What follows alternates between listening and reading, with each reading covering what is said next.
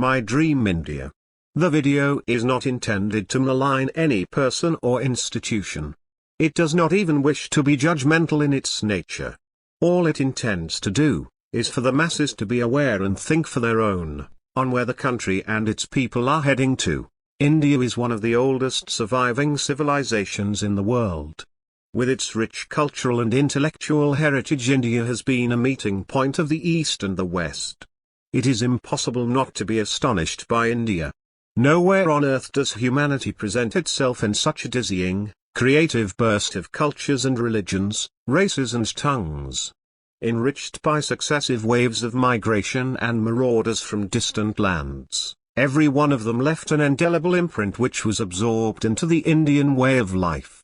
Mahatma Gandhi, in his journal, Young India, wrote, "It has everything that a human being with the highest possible aspirations can want. Despite all that, many believe India lacks development and strategic appetite. They say it has a highly successful professional class, while millions of its citizens still live in poverty. Others argue that India is a would-be great power but resists its own rise." So what is today's India? Let's have a look at the nation and at its people. According to the census of 2011, India's population is around 1.2 billion.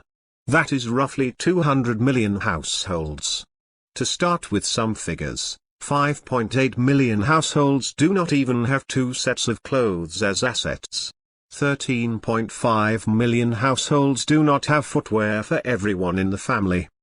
The IHDS data of 2004 to 2005 suggests that around 25% of the country's population still has an average annual income of only Rs 10,000. According to the 2011 census data, if one were to consider car, bike, cycle, TV or a radio set as assets, 17.8% of the population had no assets. Only 45% of the population could afford a bicycle. Only 20% of the population could afford a bike. And lastly, only 4% of the population owns a car. Although, most of us watching this, would be sitting in the comfort of their houses or offices, and would cite that the data must be skewed or not sampled well.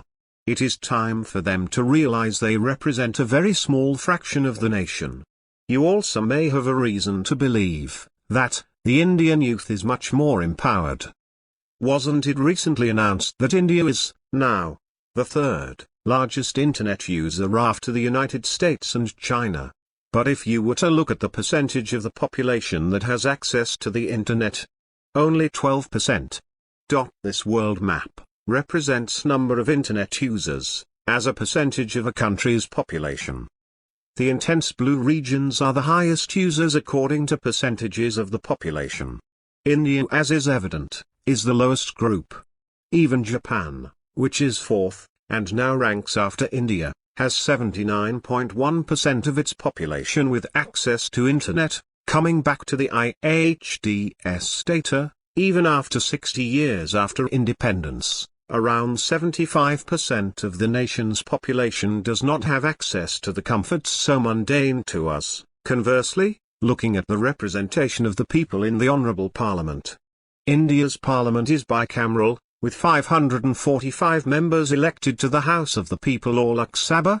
The current members elected in the 2009 elections technically represent the 714 million, India's registered voters. But how appropriate is the representation? There looms a huge doubt if any of the elected members even know the problems faced by the people in their constituency, apart from the media gimmicks they play. Just looking at the declared assets during 2009 elections, of 545 members of parliament, around 300 are crores, with the total sum of their declared assets being about 3,000 crores. Leaving aside the question of the amount of undeclared assets they would have, annual income of 40% of Indian population is Rs 10,000. Annual income of 25% of Indian population is Rs 40,000. Now, the average declared assets held by a Lok Sabha MP in 2009 elections turns out to be a whopping 5 crores, looking at the wealth of the political parties they come from. With majority of the political party expenses still unaudited properly, there is no consistency in how parties declare their sources of funds too. Sale of coupons, voluntary contributions and donations are the major source of income of most of the major political parties. Still based the declared accounts, the incomes of the national parties are growing well, taking an example of the Indian National Congress. For instance, the declared annual income of Congress for 3 financial years 2008-9 to 2010-11 seems to be at par with that of Infosys, India's third largest IT giant. No doubt, India serves its politicians well. With so much in their pockets, how can they feel the pinch of poverty? Obviously they go around making statements like these. For someone who is heavily insulated from the masses, poverty does not exist. Not to mention the black money, over which we had a lot of fuss in the parliament. A report in 2008 alleged, $1,400 billion are stashed in Swiss banks by these honorable representatives of the masses. This amounts to 13 times the country's total external debt.